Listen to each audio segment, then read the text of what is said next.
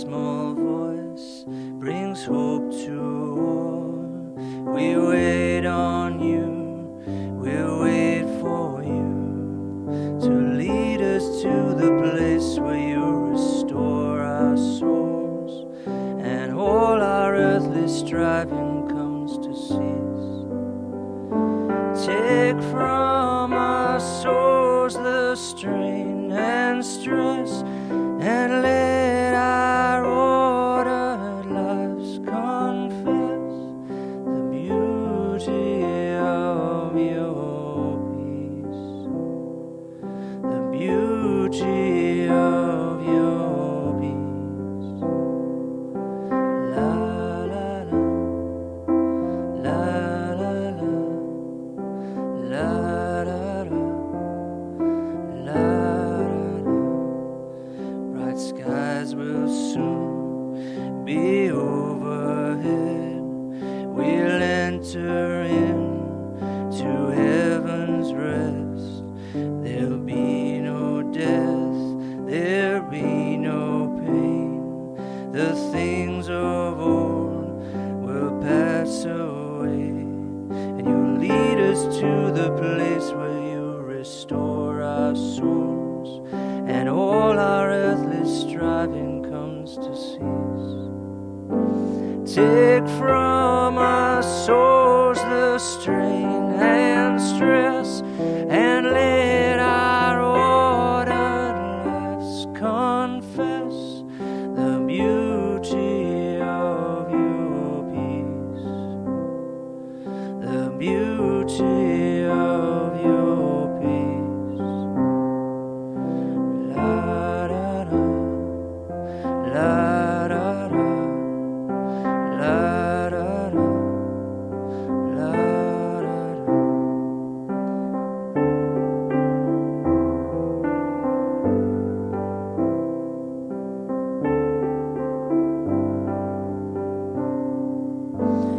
Take from our souls the strain and stress, and let our ordered lives confess the beauty of your peace, the beauty of your peace.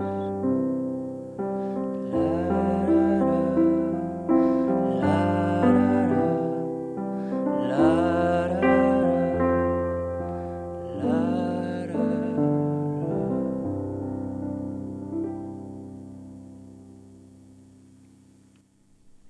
Good morning and welcome to another Sunday Online with Guiseley Baptist Church. And with the words of that beautiful Tim Hughes song sung by Ian ringing in our ears, those words, the beauty of your peace, the beauty of God's peace, we come to our seventh beatitude this morning, the penultimate beatitude. Blessed are the peacemakers, for they shall be called children of God. I think most people, if asked, would pick this beatitude as the odd one out, perhaps because where the others deal with emotions and attitudes, this beatitude is the only one that explicitly deals with action. Perhaps it's odd because it singles out for special attention peacemaking over other desirable types of behaviour. Why not proclaim a blessing on those who feed the poor, or blessed are those who preach the truth, or blessed are those who bring up children or look after aged relatives? We might also legitimately wonder what a peacemaker is in the first place. For example, is it someone who works for the United Nations, a marriage guidance counsellor, an industrial negotiator, a nightclub bouncer? I mean, on several accounts, blessing the peacemakers seems a bit odd. Indeed, as this beatitude seems kind of out of place, you're inclined to think that there might have been some genuine mistake here. Perhaps Jesus was misheard. Perhaps he meant something entirely different. But I think as we look at this beatitude, I think we will see that there is no mistake, that Jesus is holding up peacemaking as a central activity of his followers. And we'll also see that to make peace is a summary of a vast range of good and giving occupations and actions.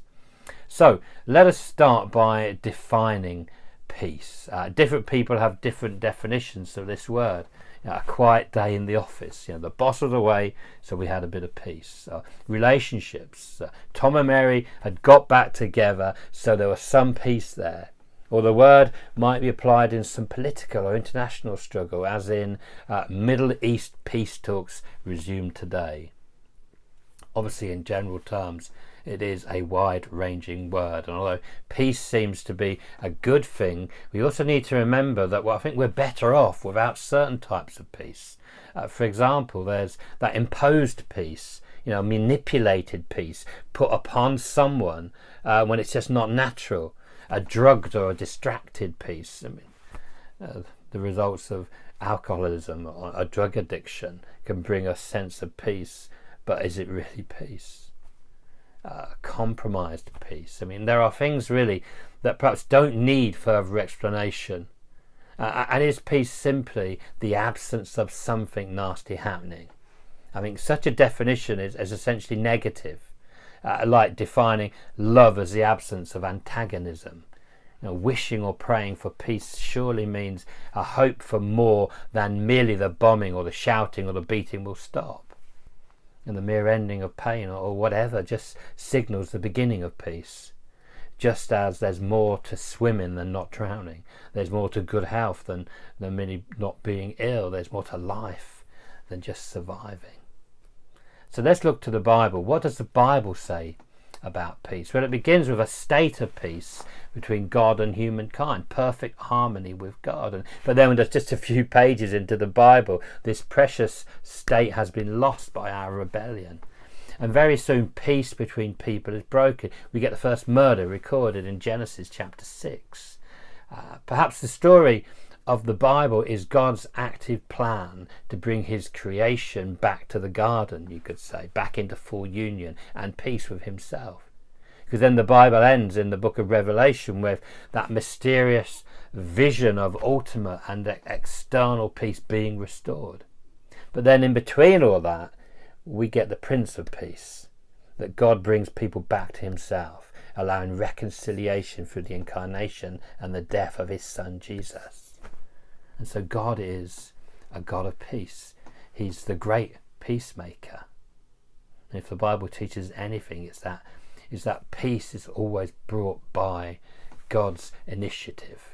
Shalom, you may have heard that word. Shalom, it's the Old Testament Hebrew word for the concept of peace, which kind of encapsulates the very greatest and the richest kind of peace. A kind of peace plus, you could say. Peace plus plus, you could say. And to be honest, to fully describe what it would mean, it means ransacking the biggest dictionaries and thesauruses in the world.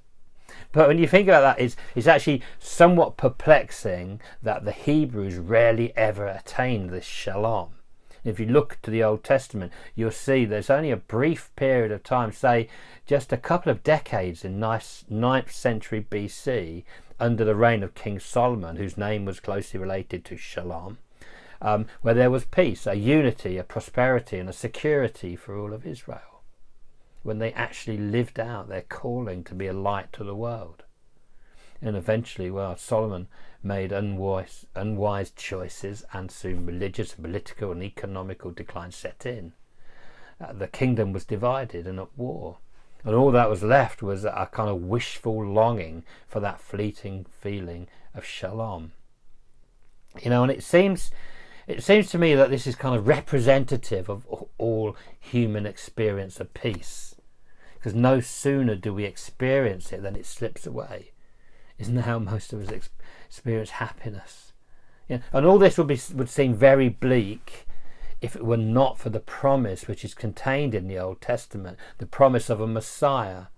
I'm sure many know the words that you see on Christmas cards, and children say them at nativity service, and we hear them at carol services, from the prophet Isaiah, who says, "For us a child is born, and to us a child is given. The government will be on his shoulders, and he will be called Wonderful Counselor," you know these words, "Mighty God, Everlasting Father, and finally, Prince of Peace."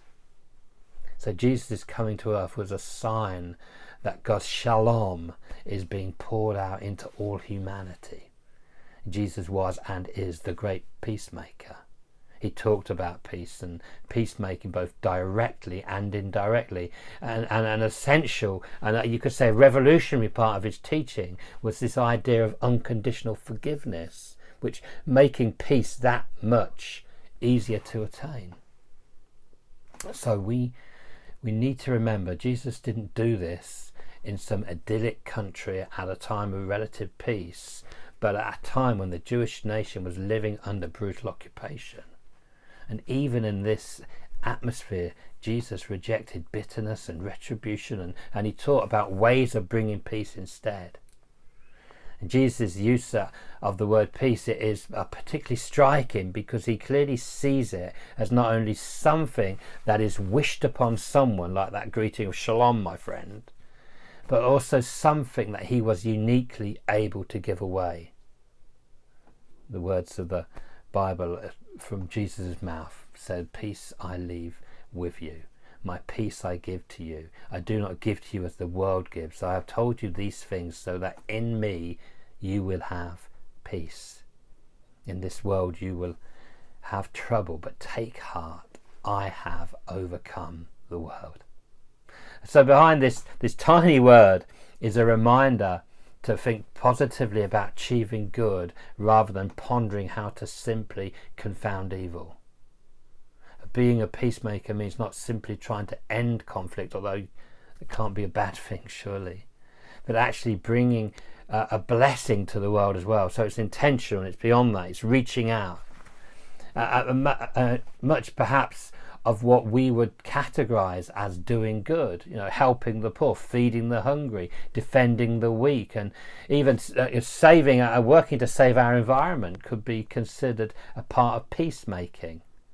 But being a peacemaker, it means doing what we can to bring heaven to earth.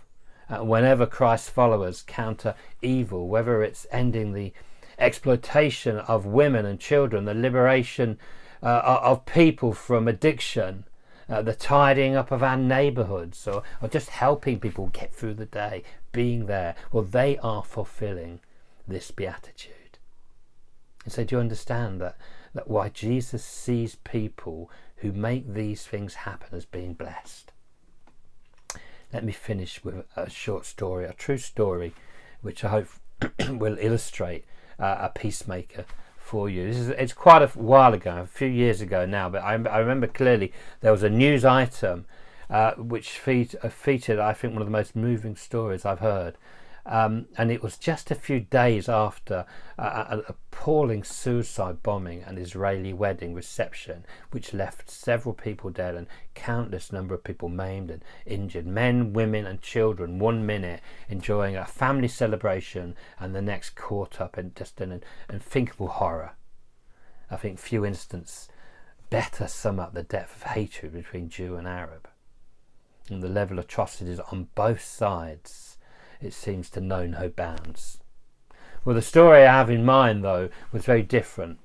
It concerned the father of a young man killed in an accident, and distraught with grief, the father agreed to donate his son's organs, to donate them to a hospitalised patient in urgent need of a transplant. Okay, nothing super extraordinary about that, you might think, except the donor was an Arab and the patient was an Israeli. "I wanted my son's death to bring life," explained the father, "whether it be to Jew or to Arab." And the contrast could hardly be more poignant, could it? Nor the example more challenging. A small act, but a massive gesture that for a few hours at least spoke of peace and reconciliation. Now, would we have acted the same in the man's place? I wonder our situation may be far removed from this, but think about it. In innumerable ways we have the opportunity every day to act as peacemakers or to perpetrate the things that cause division. It's your choice. We can show forgiveness or nurse grievances. We can swallow our pride or thrust ourselves forward. We can admit our mistakes or refuse to bend. Make the first move or resist every advance. All of us have the opportunity in our daily relationships to work for harmony and reconciliation, but few of us take this opportunity as often as we should. So which are we? Peacemakers or peace breakers? So go from here, wherever here is. Have a great week, and remember, be a peacemaker, because you'll be blessed and you will be called a child of God. Thank you.